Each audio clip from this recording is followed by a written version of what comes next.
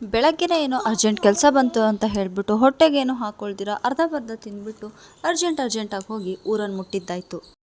ಊರು ಮುಟ್ಟಿದ ಮೇಲೆ ಗೊತ್ತಾಯಿತು ಆ ಕೆಲಸ ಆಗಲ್ಲ ಅಂತ. ಬಂದಾರಿಗೆ ಸುಂಕ ಇಲ್ಲ ಅಂತ ಹೇಳಿ ಅದೇ ದಾರಿ ಹಿಡಿದು ವಾಪಸ್ ಬರೋಕೆ ಅಂತ ನೋಡಿದ್ವಿ. ಇನ್ನೇನು ದೇವಸ್ಥಾನ ಕಟ್ಸೋಕೆ ಅಂತಾನೆ ಹೋಗಿದ್ದಲ್ವಾ, ಹಾಗಾಗಿ ನಾನು ದೇವಸ್ಥಾನ ನೋಡಿರಲಿಲ್ಲ ಅಂತ ಹೇಳ್ಬಿಟ್ಟು ತೋಟದಲ್ಲಿ ಹೋಗ್ಬಿಟ್ಟು ದೇವಸ್ಥಾನ ನೋಡಲಿಕ್ಕೆ ಅಂತ ಹೋದ್ವಿ.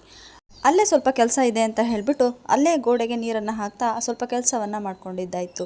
ಇನ್ನು ಪ್ರಕೃತಿ ಮುಂದೆ ನಾವೆಲ್ಲರೂ ತುಂಬ ಚಿಕ್ಕವರಾಗಿ ಕಾಣಿಸ್ತಾ ಹೋಗ್ತೀವಿ. ಈ ಪ್ರಕೃತಿ ಮುಂದೆ ಎಷ್ಟೇ ಟೈಮ್ ಕಳೆದ್ರೂ ಆ ಟೈಮ್ ಹೇಗೆ ಹೋಗುತ್ತೆ ಅಂತಲೇ ಗೊತ್ತಾಗಲ್ಲ. ಹಾಗೆ ನಮ್ಮ ತೋಟದಲ್ಲಿ ಎಳ್ನೀರು ಬಿಟ್ಟಿದ್ದನ್ನು ನಾನು ಸರಿ ಹೋದಾಗ ನೋಡಿದ್ದೆ. ಸೊ ಅಲ್ಲಿಗೆ ಕರ್ಕೊಂಡು ಹೋಗ್ಬಿಟ್ಟು 2 ತೆಂಗಿನಕಾಯನ್ನು ಕೆಡಿಸ್ಕೊಂಡ್ಬಿಟ್ಟು ನಮ್ಮದೇ ಓವನ್ ಆಗಿರುವಂತಹ ಆಯುಧದಲ್ಲಿ ಆ ತೆಂಗಿನಕಾಯನ್ನು ಕೆತ್ತಿಸಿ ಎಳ್ನೀರನ್ನು ಕುಡಿದಿದ್ದಾಯಿತು. ಆಹಾ, ಈ ಎಳ್ನೀರಿನ ಮುಂದೆ ಯಾವುದೇ ರುಚಿ ಇಲ್ಲ, ಯಾವ ದುಡ್ಡು ಕೊಟ್ಟು ತಗೊಂಡ್ರು ಎಲ್ಲೂ ಏನೂ ಸಿಗೋದಿಲ್ಲ, ಹಾಗಾಯಿತು. ಇನ್ನು ಅಪರೂಪಕ್ಕೆ ತೆಂಗಿನಕಾಯಿ ಸಿಕ್ಕಿರೋದ್ರಿಂದ ಇಬ್ಬರು ಕುಡಿತಾ ಅಲ್ಲೇ ಕೂತ್ಕೊಂಡ್ಬಿಟ್ವಿ. ಕೂತು ಟೈಮ್ ಹೋಗಿದ್ದೇ ಗೊತ್ತಾಗಲಿಲ್ಲ. ಇನ್ನೇನು ತೋಟದಲ್ಲಿ ಫುಲ್ ನೀರನ್ನು ಹಾಸ್ಬಿಟ್ಟಿದ್ರು. ಇನ್ನೇನು ಕೆಸರುಗದ್ದೆಯಲ್ಲಿ ಕಾಲು ಎತ್ತಿ ಹಾಕ್ತಾ ಕಾರನ್ನು ಬಂದು ಸೇರಿದ್ವಿ. ಇನ್ನು ಕಾರನ್ನು ಹತ್ತಿ ಮನೆ ಕಡೆಗೆ ಹೋಗೋಣ ಅಂತ ಹೋಗ್ತಾ ದಾರಿಲಿ ಫ್ರೂಟ್ ಅಂಗಡಿಯನ್ನು ನೋಡಿ ಆ ಫ್ರೂಟನ್ನು ತಿನ್ನಬೇಕು ಅಂತ ಹೇಳ್ಬಿಟ್ಟು ಅಲ್ಲಿ ನಿಲ್ಲಿಸಿದ್ವಿ.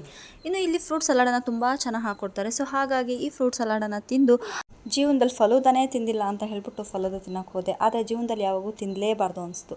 ಇದನ್ನು ತಿಂದಾದ್ಮೇಲೆ ಊರನ್ನು ಸೇರ್ಕೊಂಡ್ವಿ. ಇನ್ನು ಸೇರಿದ್ಮೇಲೆ ಇನ್ನೇನು ಈ RCCಲಿರೋ ಫ್ಯಾನ್ ಅಡಿಕೆ ಇಡೀ ದಿನ ಕಳೆದಾಯಿತು.